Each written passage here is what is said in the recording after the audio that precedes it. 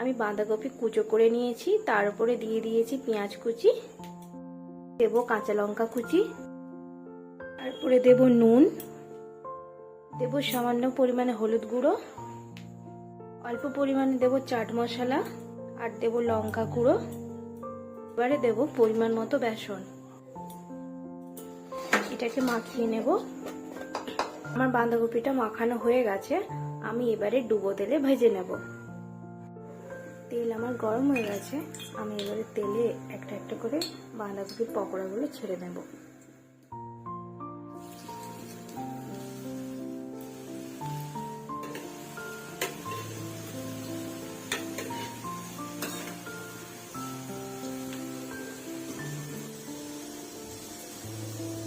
আমার পকোড়াগুলো ভাজা হয়ে গেছে। যদি আমার এই রেসিপিটা ভালো লেগে থাকে অবশ্যই লাইক, কমেন্ট এন্ড সাবস্ক্রাইব করে দেবেন।